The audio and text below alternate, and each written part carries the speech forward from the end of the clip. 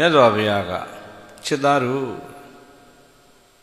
လွယ်လွယ်ကူကူနဲ့ကျေးဇူးတုံ့ပြန်ဆက်ဖို့ရ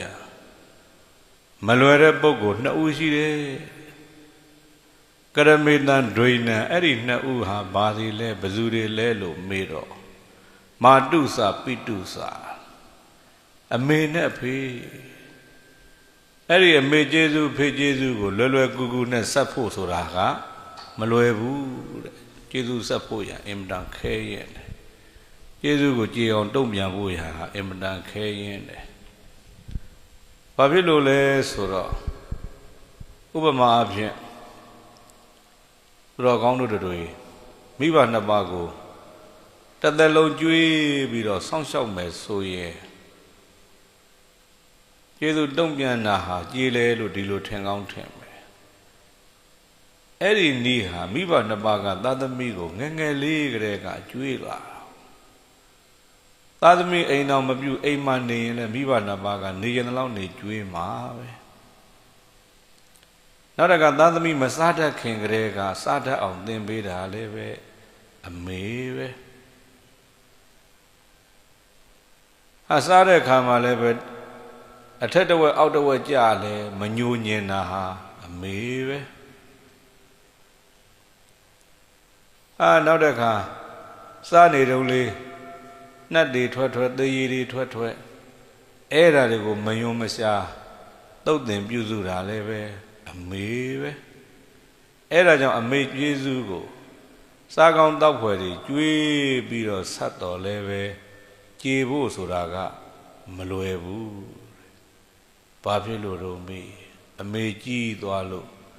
အမေကတရေတမျှများနဲ့ထက်ကစားတာတွေအထက်တစ်ဝက်အောက်တစ်ဝက်ကြာရင်ယွန်တတ်ကြတယ်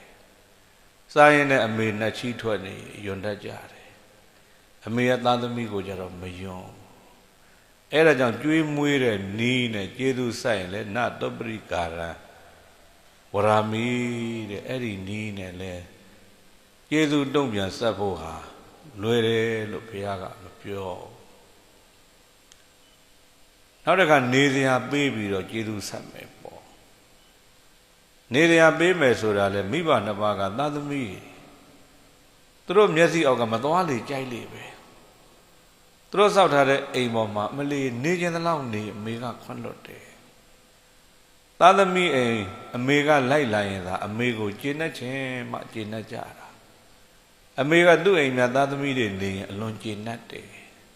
အဲ့ဒါကြောင့်နေတရားပေးပြီးကျေးဇူးဆက်ဖို့ရန်ကျေးဇူးတုံ့ပြန်ဖို့ရန်လည်းပဲအမေကိုမှီဖို့မလွယ်ဘူးအဲ့ဒါကြောင့်နတုပရိကာရံဝရာမီလို့ဘုရားကဟောတာစားစရာပေးမယ်နေစရာပေးမယ်ညစ်ကြေးတွေသုတ်တင်ပေးမယ်ညစ်ကြေးတွေသုတ်တင်ပေးတဲ့နေရာမှာလဲသာသမီပေါ်မှာမယွန်းမရှားတန်ရှင်းရေးလုပ်ပေးတာအမေပဲသာသမီစွန့်ထားတဲ့မစင်ဘလောက်ပဲညစ်ပေအမေညှိုးညင်းနေဆိုတာမရှိဘူးအဲ့ဒါကြောင့်ဦးဇင်းတွေမိကိုလက်ရဖကိုလက်ဝဲကြိုက်ဆွဲချီလေပခုံးထက်ဝဲအမေနဲ့ဖေကိုပခုံးနှစ်ဖက်မှာတစ်ဖက်စီတင်ထားပြီးတော့နှစ်တရာတိုင်းလှုပ်ကျွေးတော့ကြေဖို့ဆိုတာမလွယ်ဘူးဘာဖြစ်လို့တော့မေအမေပေါ်မှာတော့ကောင်းတို့တို့ဦးဇင်းတို့တို့ငယ်ငယ်ကကျင်ငယ်တွေလည်းစွန့်ချခဲ့ဘူးတဲ့ကျင်ကြီးတွေလည်းစွန့်ချခဲ့ဘူးတဲ့ကျင်ကြီးကျင်ငယ်တွေစွန့်ချလို့အညစ်ကြေးတွေစွန့်ချလို့အမေကအမျက်ဒေါသမထွက်ခဲ့ဘူးမိဘနှစ်ပါးကသာသာသမီပေါ်မှာကျင်ကြီးကျင်ငယ်စွန့်ချရင်သာသမီတွေကအမျက်ဒေါသထွက်ကောင်းထွက်နိုင်တယ်မထွက်တော့ပဲမေတ္တာပြက်ကောင်းပြက်နိုင်တယ်မပြက်တောင်ပဲအမေကိုမှီတဲ့မေတ္တာမျိုးပေးဖို့ဆိုတာခက်တယ်အဲ့ဒါကြောင့်မြတ်စွာဘုရားကနတုပ္ပတိကာရံဝရာမီလို့ဒီလိုဟောတာအဲ့ဒီလောကီနည်းတွေနဲ့ကျေးဇူးဆက်ဖို့ဟာကြည်ဖို့ဆိုတာအလွန်ခဲရနာတဲ့အမေနဲ့ဖေရဲ့ကျေးဇူးဟာ